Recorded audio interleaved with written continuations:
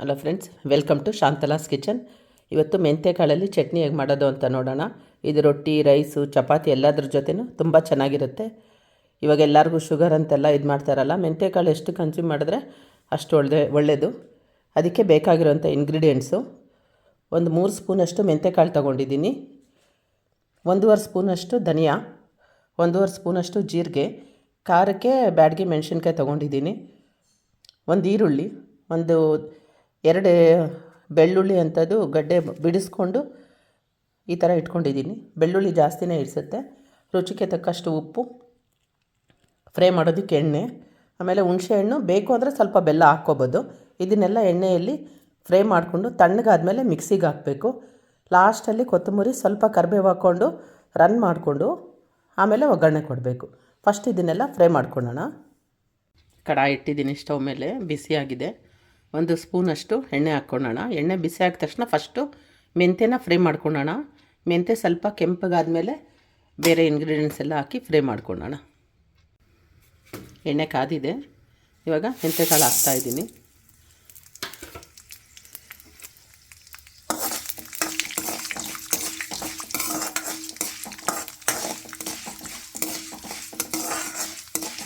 Medium ಫ್ಲೇಮಲ್ಲೇ ಇರಲಿ. ಎಣ್ಣೆ ಕಾದ್ಮೇಲೆ ಫ್ಲೇಮು ಮೀಡಿಯಮ್ ಮಾಡಿಬಿಡಿ.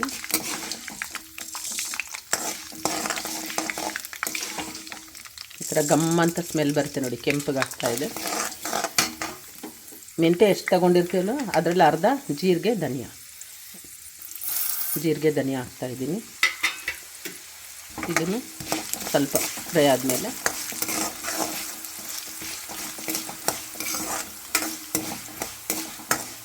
ಇದು 1 ವಾರ 10 ದಿವಸ ಇರುತ್ತೆ, ಫ್ರಿಡ್ಜಲ್ಲಿ ಇಟ್ಕೊಂಡ್ರೆ ಏನಾಗೋದಿಲ್ಲ. ಇದಕ್ಕೆ ನೀರೇನು ಹಾಕೋದು ಬೇಡ, ಹಾಗೆ ಫ್ರೈ ರುಬ್ಕೋಬೋದು. ಇವಾಗ ಈರುಳ್ಳಿ, ಬೆಳ್ಳುಳ್ಳಿ ಹಾಕ್ತಾಯಿದ್ದೀನಿ.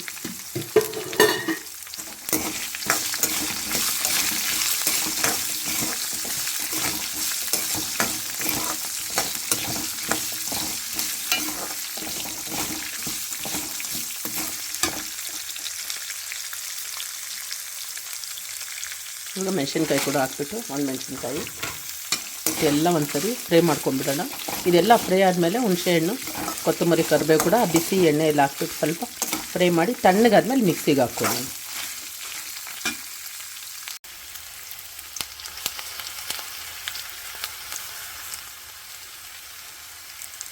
ಎಣ್ಣೆಯಲ್ಲಿ ಇದೆಲ್ಲ ಫ್ರೈ ಆಗಿದೆ. ಇವಾಗ ನೆನೆಸಿರೋ ಅಂಥ ಹುಣಸೆಹಣ್ಣು, ರುಚಿಗೆ ತಕ್ಕಷ್ಟು ಉಪ್ಪು ಹಾಕ್ಕೊಂಡು ಒಂದು ಸರಿ ಫ್ರೈ ಮಾಡ್ಕೊಂಬಿಡೋಣ. ಉಪ್ಪು ನೋಡ್ಕೊಳ್ಳಿ, ರುಬ್ಬಿದ್ಮೇಲೆ ಸ್ವಲ್ಪ ಕಮ್ಮಿ ಇದ್ದರೆ ಇನ್ನು ಸ್ವಲ್ಪ ರನ್ ಮಾಡ್ಕೊಳ್ಳಿ. ತಣ್ಣಗಾದ್ಮೇಲೆ ಒಗ್ಗರಣೆಯಲ್ಲಿ ಸ್ವಲ್ಪ ಆ ಬಿಸಿ ಎಣ್ಣೆಯೆಲ್ಲ ಬಿಟ್ಬಿಟ್ಟು ಬಾಡಿಸ್ಕೊಂಬಿಡೋಣ.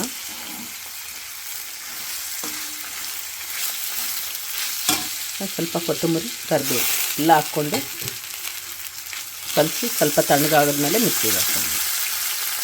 ಹುರಿದಿರೋ ಅಂಥದ್ದೆಲ್ಲ ತಣ್ಣಗಾಗಿದೆ. ಇವಾಗ ಮಿಕ್ಸಿ ಜಾರ್ಗೆ ಹಾಕ್ಕೊಂಡಿದ್ದೀನಿ.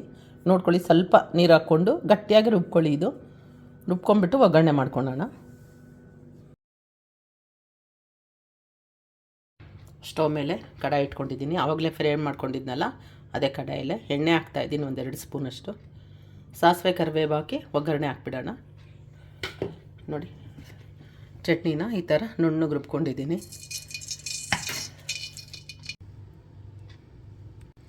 ಎಣ್ಣೆ ಕಾದಿದೆ, ಸಾಸಿವೆ ಹಾಕ್ತಾಯಿದ್ದೀನಿ.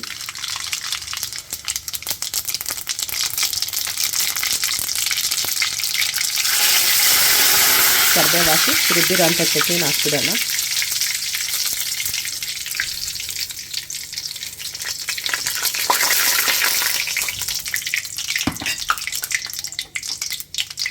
ರುಬ್ಬಿರೋ ಅಂಥ ಚಟ್ನಿನ ಹಾಕಿ ಚೆನ್ನಾಗಿ ಥರ ಬಿಸಿ ಎಣ್ಣೆಯಲ್ಲಿ ಕಲಿಸ್ಬಿಟ್ಟು ಸ್ಟವ್ ಆಫ್ ಮಾಡಿಬಿಡಿ. ಸರ್ವಿಂಗ್ ಬೌಲ್ಗೆ ಹಾಕ್ಕೊಂಡು ಜೋಳದ ರೊಟ್ಟಿ, ಚಪಾತಿ, ರೈಸು ಎಲ್ಲದ್ರ ಜೊತೆನೂ ತುಂಬ ಚೆನ್ನಾಗಿರುತ್ತೆ. ಇವಾಗ ಸರ್ವಿಂಗ್ ಬೌಲ್ಗೆ ತಗೊಳ್ಳೋಣ. ಫ್ರೆಂಡ್ಸ್, ಮೆಂತ್ಯ ಚಟ್ನಿ ರೆಡಿ ಇದೆ. ಇದು ರೊಟ್ಟಿ, ಚಪಾತಿ, ಅನ್ನದ ಜೊತೆ ತುಂಬ ಚೆನ್ನಾಗಿರುತ್ತೆ. 1 ವಾರ ಬೇಕಾದರೂ ಇರುತ್ತೆ ಫ್ರಿಡ್ಜಲ್ಲಿ. ನೀವು ಮಾಡ್ಕೊಳ್ಳಿ. ದಯವಿಟ್ಟು ನನ್ನ ಚಾನಲ್ನ ಸಬ್ಸ್ಕ್ರೈಬ್ ಮಾಡಿ, ಲೈಕ್ ಮಾಡಿ, ಶೇರ್ ಮಾಡಿ. Thank you friends. ನಮಸ್ಕಾರ.